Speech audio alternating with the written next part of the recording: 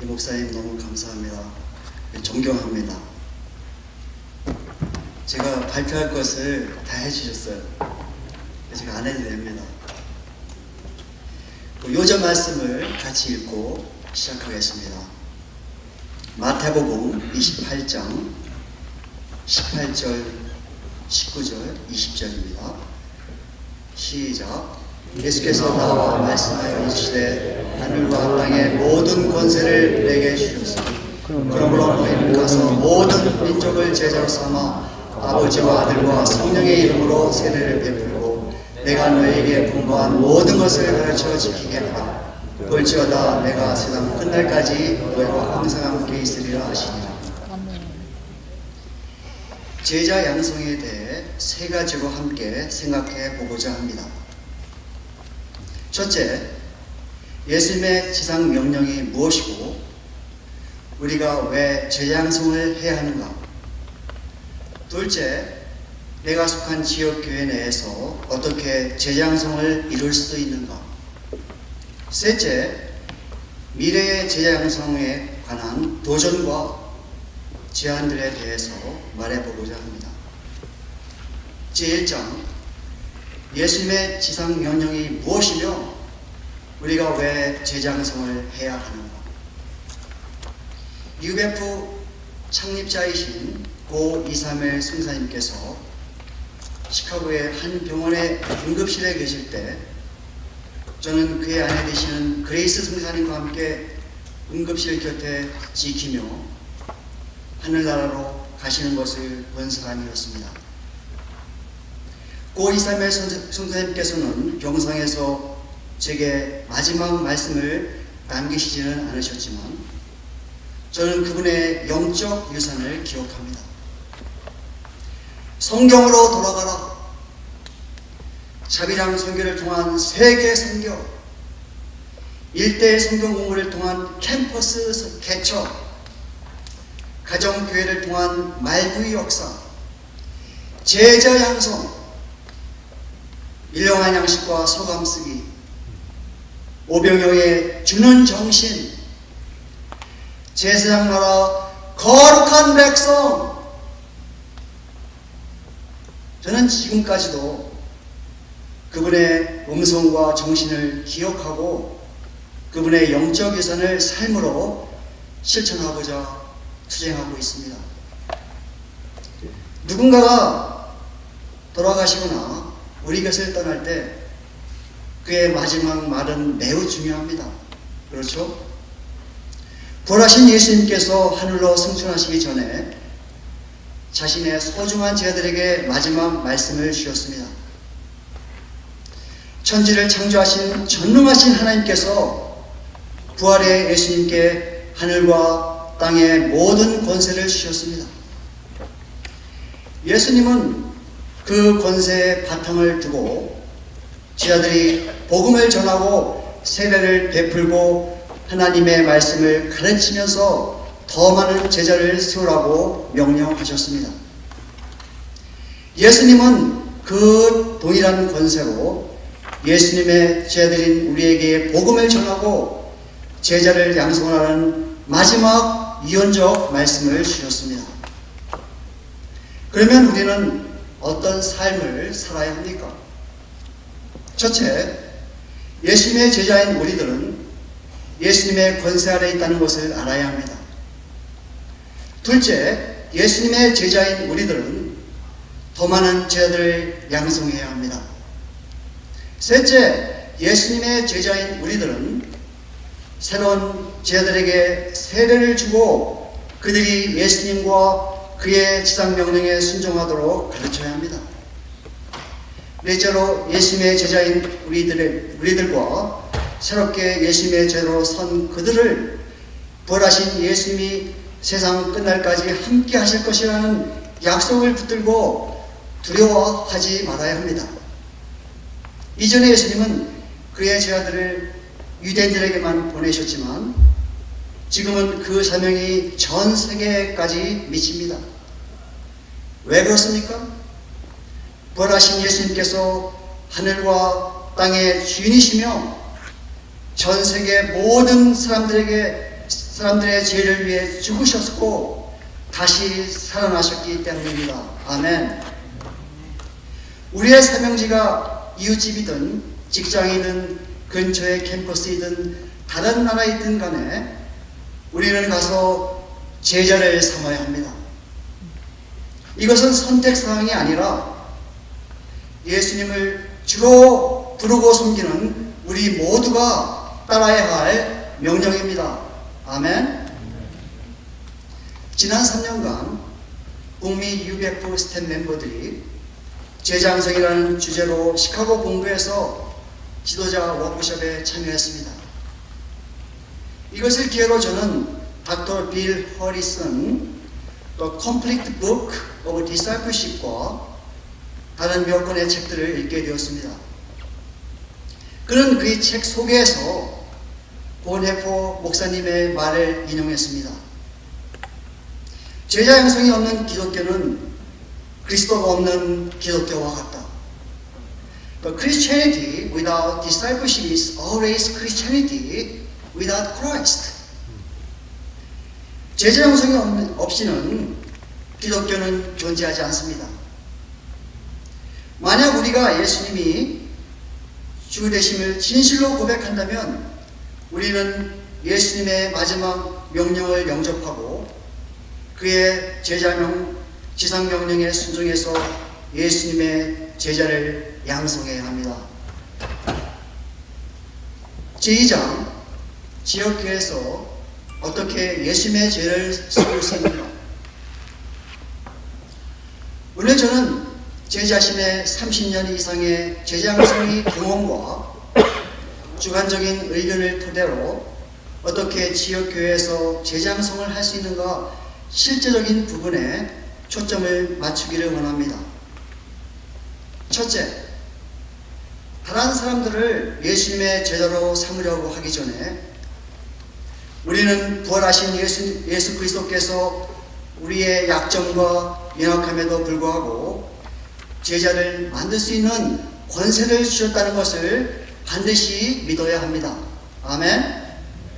특히 우리는 우리 스스로에게 이 질문을 함으로써 스스로 우리의 정체성을 생각해 보아야 합니다. 나는 예수님의 제자인가? 나는 진정으로 예수님의 제자인가?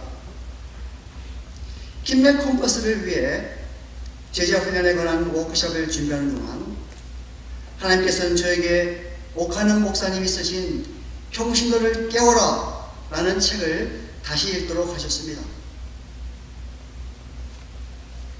오카는 목사님은 제자양성 프로그램 개발보다 예수님의 진실한 제자가 되기 위해서 예수님의 성품을 담는 데 중점을 두셨다고 했습니다.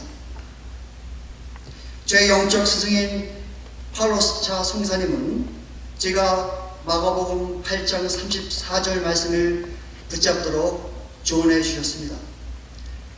누구든지 나를 따르려거든 자기를 부인하고 자기 십자가를 지고 나를 쫓을 것이냐.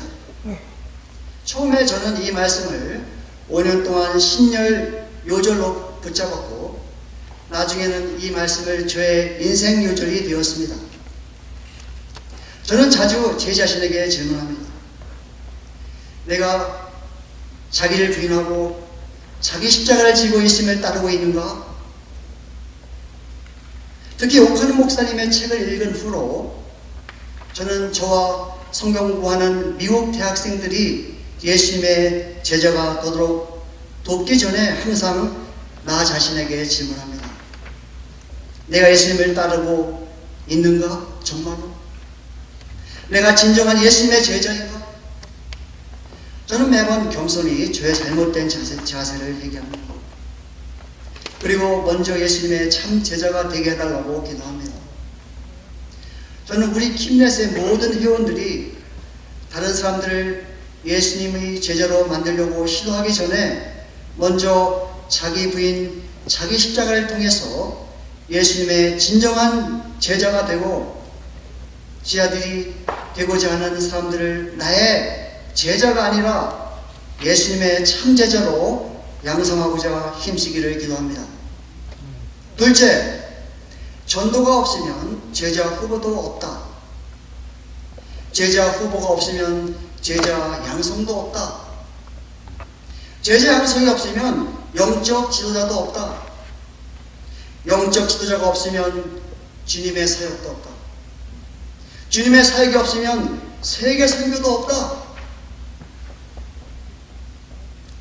새롭고 낯선 캠퍼스를 개척해야 하는 우리들에게 전도는 새로운 학생들과 만나서 성경 공부로 관계성을 맺고 예수님의 제자를 양성하기 위해서 절대적으로 불가결한 선결 과정입니다. 시카고에서 사역을 할 때 어떤 사람들이 저를 자주 막심하게 만들었습니다. 데이빗, 당신은 캠퍼스 학생들을 전도하여 1대1 성경 공부로 연결하고 제장성을 합니다.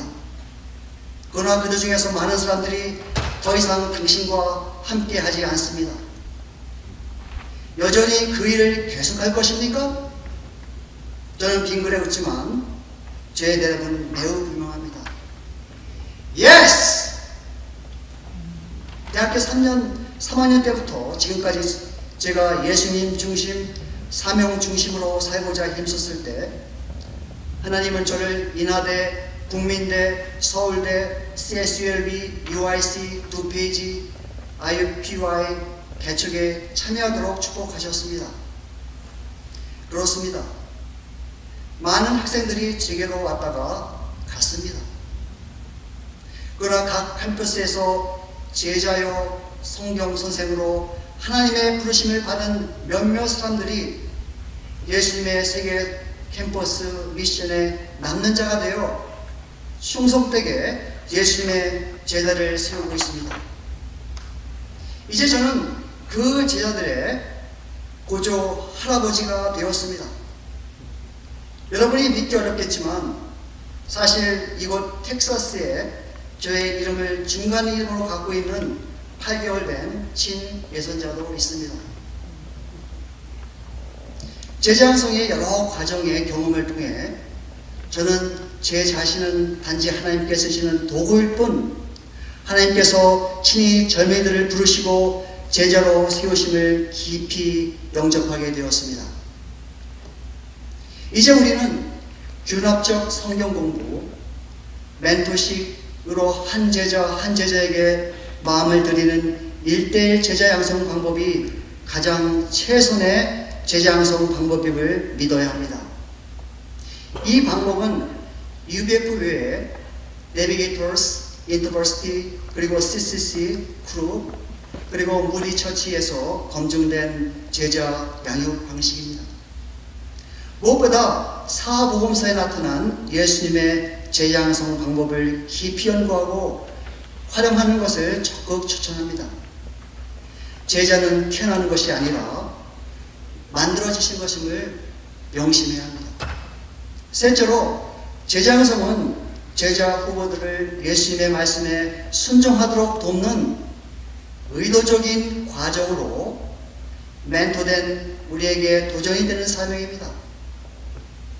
제자 양성은 단지 교회의 젊은이들을 성경 공부에 초청하고 배운 것을 쓰고 발표하도록 돕고 주일예배에 인도하는 것에 그치는 것이 아닙니다. 싫지만 그들이 예수님의 말씀에 감동되어 순종토록 돕는 의도적인 과정입니다. 예수님의 마지막 지성명령을 다시 한번 기억하십시오. 예수님께서는 우리에게 이렇게 말씀하십니다. 가라! 세례를 베풀라! 가르치라! 믿어 순종케 하라. 여기서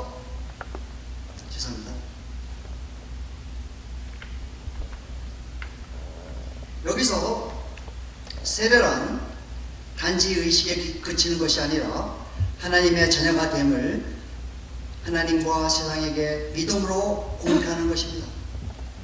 그러므로 우리는 제자 후보들이 하나님과 믿음의 지체들 앞에서 그들이 하나님의 자녀됨을 믿고 고백하도록 도와야 합니다. 특히 우리는 예수님께서 제자들에게 그리고 우리에게 내가 가르친 모든 것을 지키도록 하라 그 명한 것을 기억해야 합니다. 여기서 모든 것이라면 무엇을 말합니까? 이는 예수님의 말씀 모두를 의미합니다. Everything is everything. 우리는 자라나는 제자들이 예수님의 말씀을 하나도 빠짐없이 순종하고 그에 따른 참된 기쁨과 자유 그리고 축복을 누리도록 가르쳐야 할 것입니다. 이를 위해 우리는 마음 좋은 삼촌이나 이모가 아니라 분명한 영적 멘토로 제자들을 섬겨야 할 것입니다.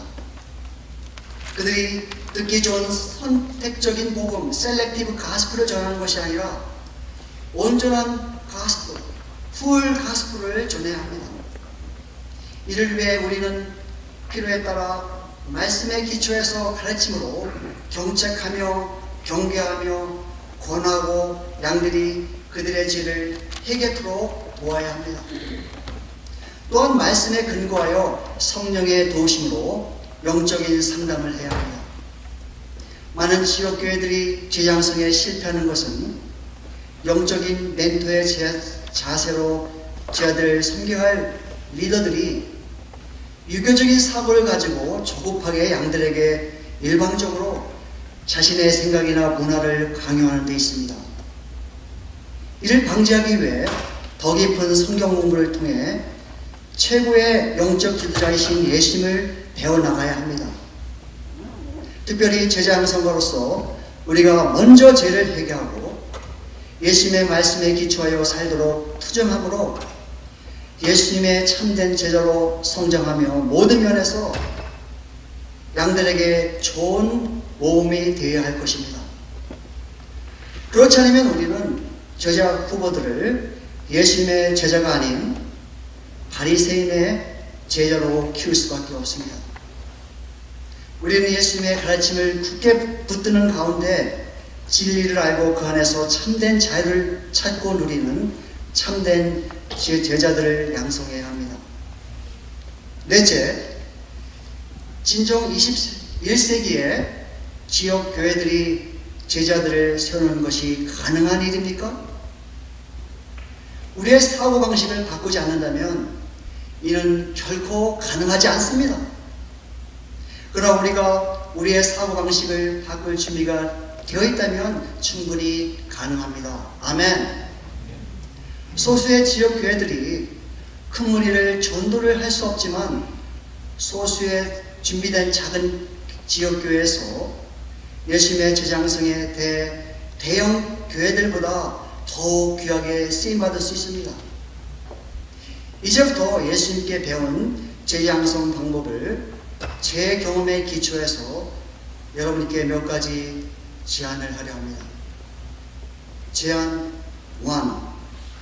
양적인 성장을 이루려 하기보다는 질적인 성장을 이루도록 초점을 맞춰야 합니다. 양들 중에 겸손하고 신실한 자들을 제자로 양성하십시오. 교회가 양적으로 성장하면 기분도 좋고 성취감도 느낄 수 있습니다. 하지만 성경에서도 볼 때 우리들은 항상 오고 가지만 제자들만은 예수님의 살게 끝까지 충성했습니다. 시몬 베드로가 예수님께 대답하되 주여 영생의 말씀이 주께 있사오니 우리가 누구에게로 가오리까? 주님의 말씀에 사로잡힌 자들이 예수님께 충성하고 목숨까지 드립니다. 제안 2. 영적인 환경을 예비하십시오. 영적인 환경을 예비하기 위해서는 제장성에 관한 성경 본문 말씀을 깊이 연구하고 이에 기초한 설교를 전해야 합니다. 소감 발표 모임, 기도 모임, 제자들이 인도하는 성경 공부 모임 등등 모든 모임을 제장성을 위한 모임이 되도록 만드십시오. 현재 제가 섬기는 인디아나 교회에서는 자라나는 제자들이 주인식을 가지고 싱어롱, 사회 특성, 소감 발표, 봉헌 기도, 다가 준비 등으로 주일 예배를 섬기고 있습니다. 제안 3. 제자들의 제문제에 도전하라. 자라나는 제자들과 신뢰성의 관계성이 형성되면 깊은 일대 성경 공부와 말씀에 기초한 영적인 카운슬링을 통해 그들의 제 문제에 도전해야 합니다. 그들의 제 문제를 단지 무시하거나 타협해서는 안 됩니다. 놀랍게도 제 문제에 도전을 받을 때 몇몇 학생들은 목자들의 진실된 책망을 기쁘게 받을 뿐만 아니라 자신의 죄와 씨름해주는 목자에게 감사하고 영적으로 존경하는 것을 경험했습니다. 목자로서도 자신의 죄 문제를 양들 앞에서 숨기기보다 하나님과 그들 앞에서 정직하게 죄를 회개하고 그들 앞에서 변화된 삶을 보이며 영적인 멘토로서 좋은 예를 보이십시오. Live and teach. 지안 4. 제자 후보들과 함께 제장성에 관한 책을 몇 권이라도 읽고 함께 토론하는 시간을 가져보십시오. 지안 5. 여러분의 주변 교회에 있는 다른 제장성 교회들과 동역하며 서로의 지원을 통해서 제자들을 세워나가십시오. 제안 6. 성장하고 있는 제자들과 함께 전도를 나가보십시오. 그들이 사복음서의 예수님의 삶을 배우면 그들도 예수님을 쫓는 다른 학생들에게 자신들이 배우는 것을 나눠주기를 원합니다. 제안 7. 여러분의 제자들이 예수님과 그분의 사역을 위해서 가정교회를 세우도록 도와주십시오. 만약 형제 자매들이 로맨틱한 감정 때문에 결혼한다면 그들은 자기중심적이고 가정중심적인 삶을 살게 될 것입니다. 그러나 그들이 예수님과 그분의 사역을 위해서 결혼한다면 그들은 예수님 중심, 복음사역 중심의 삶을 살게 될 것입니다. 마지막으로 그들을 여러분 교회의 리더로 만드는 대신에 그들의 심령에 예수님의 세계선교 비전을 심어주고 예수님을 위해 세계를 변화시키는 글로벌 리더로 세우십시오. 제3장 제자 양성을 위한 도전. 예수님의 제자를 양성하는 동안 우리는 젊은 제자 후보들에게 어떻게 접근할 것인가 항상 도전이 되었습니다. 즉 우리가 미국 문화와 타협할 것인지 성경에 기초한 예수님의 제자 양성 방법을 그대로 적용할 것인가 하는 것이었습니다. 한번 시카고 위튼 대학의 스칸보로 박사님께서 저에게 이같이 말씀했습니다. 한국 문화와 미국 문화가 완전히 다르지만 당신과 당신의 제자들이 서로가 예수님 안에서 그리고 그분의 말씀을 통해서 겸손하게 대화할 때 그 차이를 극복할 수 있습니다. 그때부터 저는 저의 제자 양성 방식에 대해서 한국식이냐 미국식이냐 걱정하지 않았습니다. 왜냐하면 저는 저의 삶의 방식이나 문화나 철학에 있어서 예수님의 말씀을 그들에게 심어주고 그들이 예수님의 삶을 쫓아가도록 도왔기 때문입니다. 그러나 우리는 우리 주 예수님과 같이 정말 겸손해야 합니다. 이것이 계속되는 도전입니다. 우리는 우리의 제자들을 만들 것이 아니라 예수님의 말씀과 예수님의 방법으로 예수님이 원하는 예수님의 제자를 만들어야 합니다.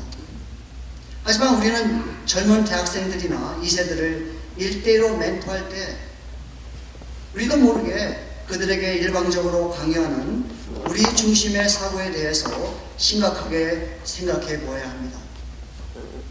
미국 사람과 한국 사람들은 다 이해할 수 있는 어떤 한국인 2세는 종종 두 그룹 간의 소통과 오해 문제가 있다는 것을 발견했다고 했습니다. 그러나 그는 문제의 뿌리는 문화적 차이를 넘어 있다고 지적합니다.